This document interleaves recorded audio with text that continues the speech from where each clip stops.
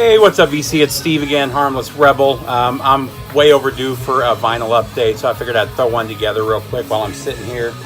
I'm just kind of kicking back, waiting on my daughter. And so I decided to show you a couple things I've been spinning lately.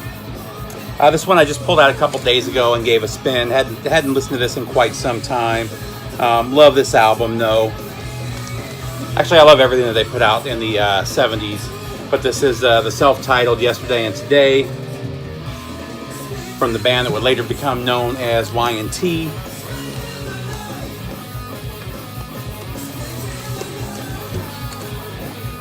Next up, one that Scott turned me on to.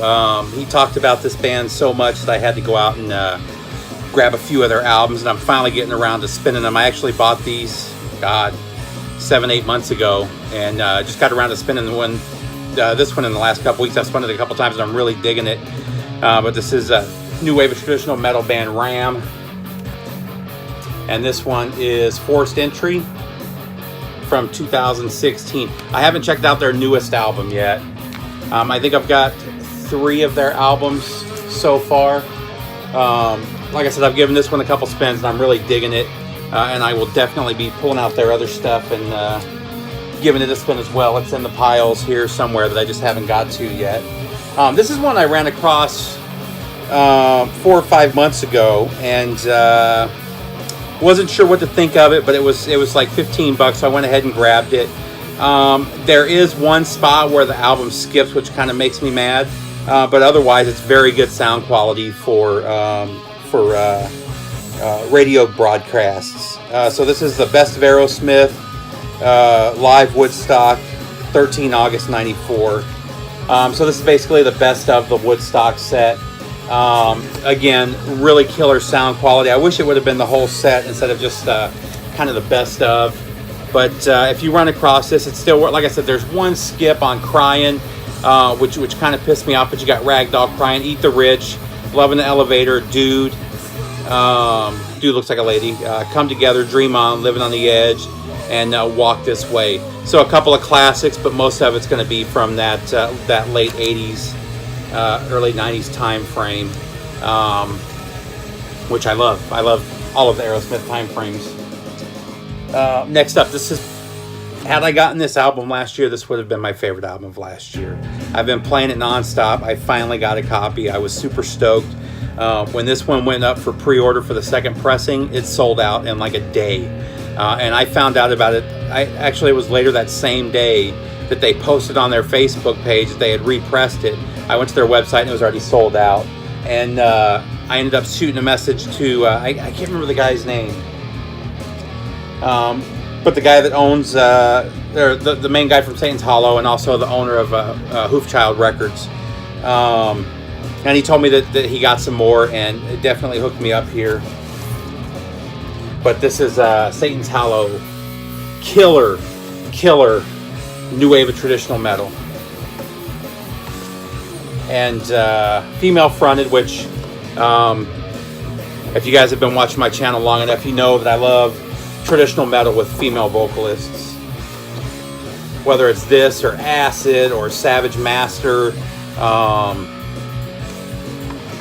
Trying to think of the another one that I am picturing the band. I can't think of their name off the top of my head, but it's on this really cool red and black vinyl.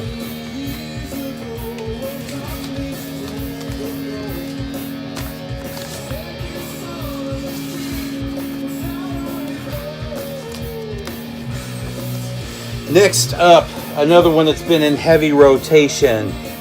I'm loving this album. I've heard mixed reviews. I've heard people say they love it. I've heard that people say they don't.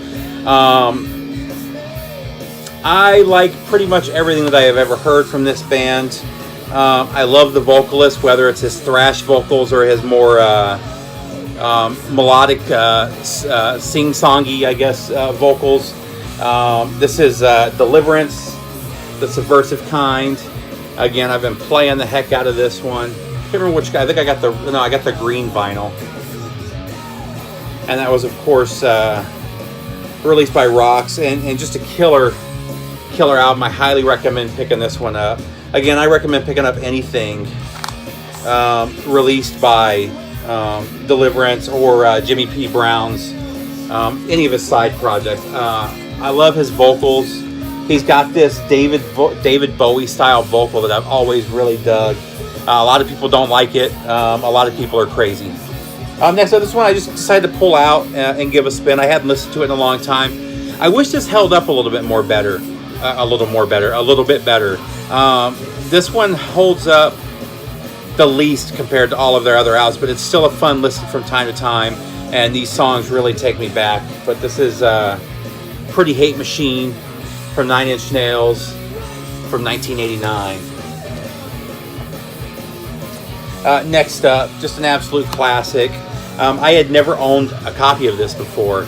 I've got all the songs off of this and various other CDs by the band and albums by the band, but I had never owned this, so it's nice to finally have a copy of this. It's not the best sound quality, but still just a must-have for any metal collector. This is the white vinyl, I believe. It was funny, this thing was going for crazy money in stores. I was seeing it for like 30 and 40 bucks. And then I went on Amazon and picked it up for like $14 or $12, something like that. I actually had to send it back twice. This is the third copy I got from Amazon because the first two were damaged.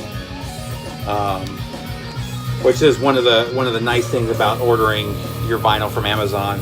Not that I don't want to support the record labels or the record stores, but sometimes you just do what you got to do.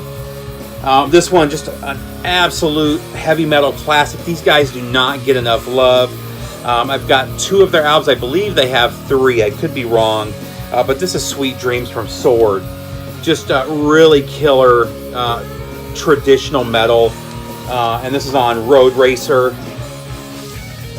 I have a thing for Road Racer. I just love the whole Roadrunner, Road Racer story. And when I run across these Road Racer albums, I've got to get them. And I ended up finding this for a really good price. I think I paid like $10 for this, and it's in pretty much mint condition. Amazing album and amazing band from the 80s. This was 84, I think. Oh, wow, 89. So this is much later. But, man, what a killer band and killer album. Next up, a couple more just absolute classics. Oh, a bunch of classics right in a row. I've never owned this on vinyl or CD. The only way I ever had this was on cassette, and it sounded really bad, so I'm really stoked to finally have this. This is Violence and Force from Exciter, original Megaforce Records pressing. I don't remember where I ran across this, but I remember getting it for a really good deal, and I was really shocked. Is this the one? No, that's the one I'm thinking of. But there you go, that original silver Megaforce label. And I've got some other Grails that I just haven't got to cleaning and playing yet that I'll be showing eventually. But man, I've been finding some really killer metal for some really good original pressings. And I've just been blown away. This one is I believe it's a Dutch pressing, Italian pressing on Neat Records. One of the greatest albums of all time. Rock Until You Drop from Raven. I wish I would have had this before I went to see them live. I would love to have a copy of this signed. But this is one of those albums that you just can't play enough. The copy I have is trashed, so it's really nice to have found this super clean copy. Somebody lucked out. They paid $5.98 for this at half-price books.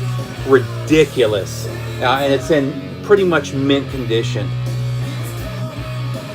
Next up, another just classic album. I don't remember if this is the album that got me into the band or if it was the album prior to this. But this is Into the Pandemonium from Celtic Frost. Love this album. This may be my favorite Celtic Frost album. Again, I was really stoked to find this. I think I paid $20 for it. And again, it's in pretty much mint condition. You got the Combat label there. The gatefold. Again, I was just really blown away to find this for such a good price. I think I paid like $24 shipped. You can't even get the represses for that. The represses are going for fucking crazy money right now. So I'm really stoked to have that. That's actually the only Celtic Frost I have on vinyl right now. And then last but not least, again, I wanted to keep this one short. This has been the most played album of the year for me. I cannot get enough of this band. This is Void, The Outer Ocean. Void was formerly known as Black Trip. 2 of the members left, 2 members came in, and they decided to treat this as a full-time band. Apparently, under Black Trip, it was more of a side thing that they were doing. They were still all maintaining full-time jobs, full-time gigs. And the 2 core members, because this was kind of it's a slightly different sound than Black Trip, and not in a bad way. They went full-on 70s here. There are some new wave of British heavy metal, early Iron Maiden, a little bit of early Iron Maiden feel to this. There's definitely a lot of Thin Lizzy feel to this. Just that dueling guitar that you get from Thin Lizzy and Iron Maiden, and then kind of the galloping rhythms that you get from Maiden are all here. But there's also some Scorpions in here. They just really kill it. And what I really like about this one is they've gotten away from the distortion, and they've gone more towards a overdrive sound to get more of that 70s sound, and it just sounds absolutely phenomenal. Again, I cannot get enough of this album. From what I've been told, it's Void, V-O-J-D. But again, this is one I highly recommend that everybody gets. That's just an amazing album right there. And then, speaking of amazing albums, in the background, we're listening to the full length, the debut full length from Night Demon, Curse of the Damned. I love this album. This was one of my top albums of 2015, I think. Yeah, 2015. Decided to just pull it out and give it a spin. I hadn't listened to it in at least a year, and was just kind of feeling some Night Demon. That's it, guys. I hope to have something up again soon. I hope everybody's doing good. Take care, and I'll see you soon.